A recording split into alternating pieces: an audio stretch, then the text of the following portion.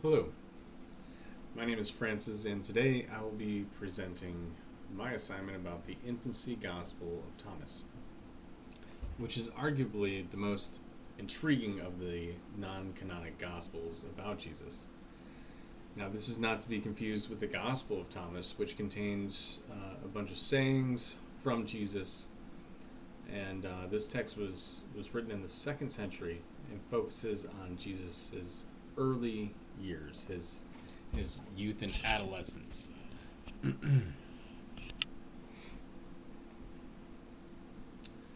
Early Christians were naturally curious about what Jesus was like as a child, and the non-canonical Gospels sought to fill this void.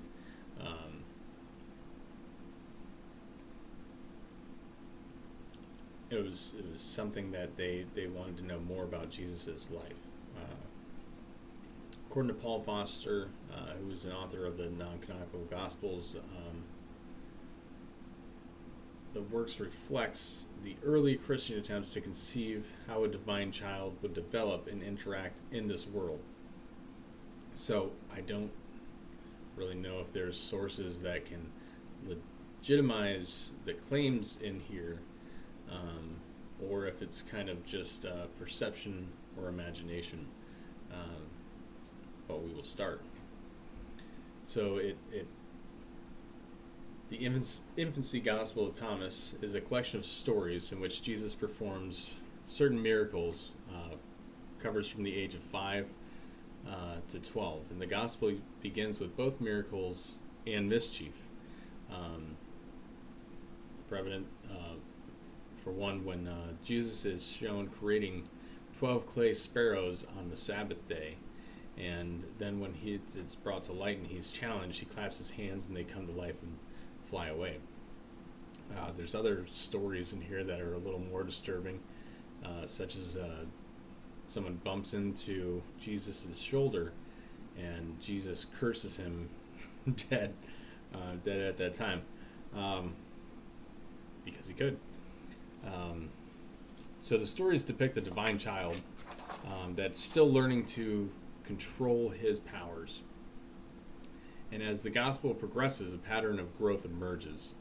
Jesus learns compassion, humility, and obedience. By the end of the gospel, he teaches in the temple at the age of 12, which is a scene that's actually mirrored in Luke chapter 2, paragraph 46 through 52. This gospel presents Jesus as divine from birth, being fully aware of his powers, yet often the powers are very raw and unpredictable. He acts simultaneously as a teacher and a child, balancing his divinity and human development. Unlike the composed and calm image of Jesus in the canonical Gospels, this narrative shows Jesus learning restraint in moral development, suggesting that divine perfection also includes human experience. There are no formal disciples in the Gospel of Thomas, but there are people around Jesus who we are familiar with, his parents, teacher, and neighbors. They all function as witnesses to his nature. Many of these people are either afraid or confused by Jesus, similar to the canonical Gospels, where the disciples struggle to comprehend Jesus, and so do these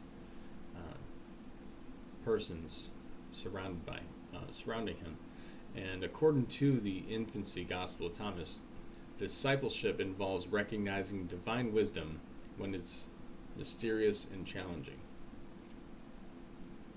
The text provides one of the earliest versions of a developing Christology, suggesting that Jesus could be fully divine and fully human while growing in wisdom and moral understanding. In Luke, he makes a statement in 2:52 stating that Jesus increased in wisdom and in years and in divine and human favor. And the Infancy Gospel expands on this idea. Theologically, it suggests that divine power without compassion can be dangerous, as Jesus learns to apply his power and love, demonstrating that growth, mercy, and maturity are integral to holiness. Thus, the gospel offers a moral and theological lesson about divine growth through his human experience. Early on, there's a unique story within the Infancy Gospel of Thomas that really catches my attention. It involves Zacchaeus, who is a teacher that attempts to educate young Jesus. Jesus responds by explaining the mystery of the Alpha. He challenged him at first because he wanted to teach him the letters, and then Jesus' response was, if you can't explain the Alpha, then you can't explain the Beta. And then he goes on to say that one cannot know the meaning of the final letters until understanding the first, the Alpha. This symbolizes that divine truth must be understood from its source, not merely by reciting the visible or the literal. And he reveals that spiritual knowledge flows from the divine origin of all wisdom. The Alpha represents both the first letter and the eternal principle from which all creation proceeds. In this way, even as a child, Jesus is teaching that human learning must begin with divine understanding. And we do see the Bible refer to the Alpha and the Omega in some of these things, but it is it's an interesting little speech and lesson that he gives there. I find it intriguing. The Gospel of Thomas was the Infancy Gospel of Thomas was modeled after the Gospel of Luke, particularly the story of Jesus in the temple. However, it was excluded from the canon due to its anonymous, non-apostolistic origin and theological exaggerations. While the canonical Gospels emphasize Jesus' teachings and salvation, this Gospel focuses more on miracles and divine power. Despite its exclusions, stories from this Gospel shaped the Christian imagination, as seen in some medieval art and folklore depicting Jesus bringing clay birds to life. So it does have a little bit of an influence there.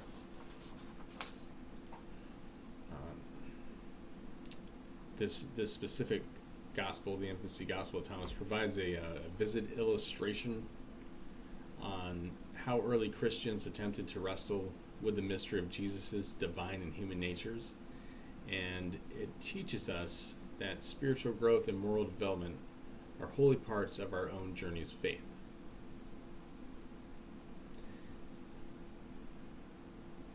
I would say that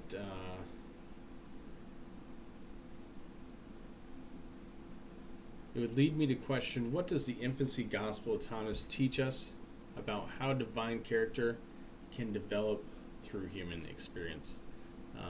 Because that's something that we all have to do.